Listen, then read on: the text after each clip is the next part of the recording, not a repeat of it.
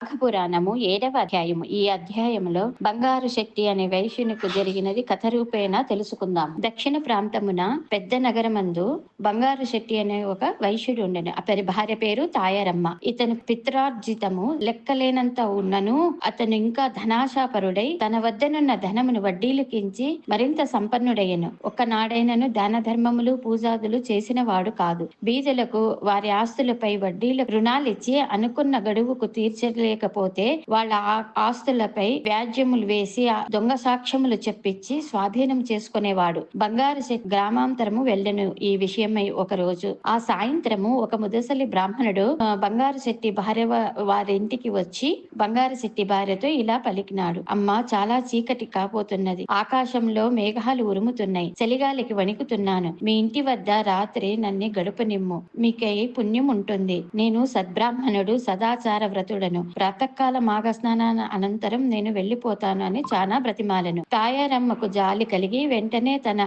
అరుగుమూలను శుభ్రము చేసి అందుకు తుంగ చాపను అంటే చిన్ని చాపని ఇచ్చి కప్పుకొనుటకు వస్త్రం ఇచ్చి తినుటకు ఒక ఫలమునిచ్చెను. తర్వాత ఈ మాఘ స్నానం అనగా ఏమి అని అడిగెను. దానికి వృద్ధ బ్రాహ్మణుడు దాని మహత్యమును చెప్పెను. చన్నీళ్ల స్నానం చేసి విష్ణు మందిరానికి వెళ్లడం అవన్నీ వివరించెను. ఇట్లు ప్రతిదినము విడవకుండా నెల రోజులు చేసి ఆఖరకు బ్రాహ్మణ సమారాధన దాన ధర్మాలు చేయవలెను. ఇట్లు చేసిన ఎడల నరకములో పడు క్రూర శిక్షల సమిసిపోవును అని చెప్పాను. ఒకవేళ నెల రోజులు చేయలేని అవకాశం లేని వాళ్ళు, రోగులు, వృద్ధులు ఒక రోజైనను అనగా ఏకాదశి నాడు గాని, ద్వాదశి నాడు గాని, లేక పౌర్ణమి నాడు గాని ప్రకారముగా చేసినచో సకల పాపములు తొలగి సిరి సంపదలు కలిగి సంతానం కలుగును. ఇది నా అనుభవంతో చెప్పుతున్నాను తల్లి అని చెప్పగా బ్రాహ్మణ మాటలకు తాయారమ్మ మిక్కిలి సంతసించి తాను కూడా ప్రాతకాలమున బ్రాహ్మణునితో పాటు నదికి పోయి స్నానం చేయుటకు నిశ్చయించుకున్నాను. పొరుగురు నుంచి వచ్చిన తన భర్తకు కూడా ఈ విషయం తెలిపెను.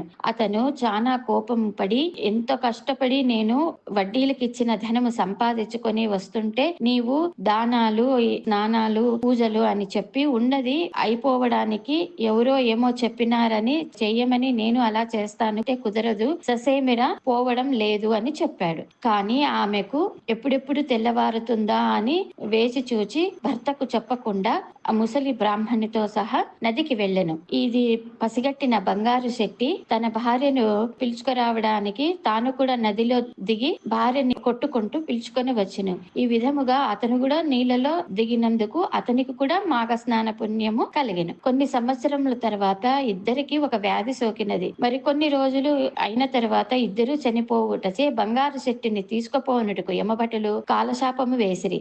తాయారమ్మను తీసుకొని పోవుటకు విష్ణుదూతులు వచ్చిరి. ఆమెను రథముపై ఎక్కించుకొని తీసుకొని పోవుచుండిరి. అప్పుడు తాయారమ్మ యమభటులతో ఇట్లు పలికెను. ఓ యమభటులారా, ఏమిటి అన్యాయం? నన్ను వైకుంఠమునకు తీసుకొని పోవుట ఏమిటి? నా భర్తను యమలోకమునకు తీసుకొని పోవుట ఏమిటి? ఇద్దరము సమానమే కదా అని వారిని ఉద్దేశించి అడుగగా, అమ్మా, నీవు మాఘమాసంలో ఒకే ఒక దినములో నది స్నానము చేయగా నీకు ఫలము చిక్కినది. కానీ నీ భర్త అనేకులను హింసించి అన్యాయముగా ధనార్జన చేసి అనేకుల వద్ద అసత్యములాడి నరకమన్న భయము లేకుండా భగవంతునిపై భక్తి లేక వ్యవహరించుటచే యమలోకమునకు తీసుకుని పోచున్నాము అని వాళ్ళు పలికిరి. ఆమె మరలా వారితో ఇట్లనెను. నేను ఒకే దినము, మా భర్త కూడా ఒకే దినమే స్నానం ఆచరించుట వలన ఇద్దరికి పుణ్యఫలము సమానముగా వచ్చినదే కదా. తో పాటు నా భర్త కూడా మాఘ స్నానము నదిలో ఆచరించినారు కదా, నాతో సమానముగా ఎందుకు అతనిని కూడా తీసుకురావడం లేదు?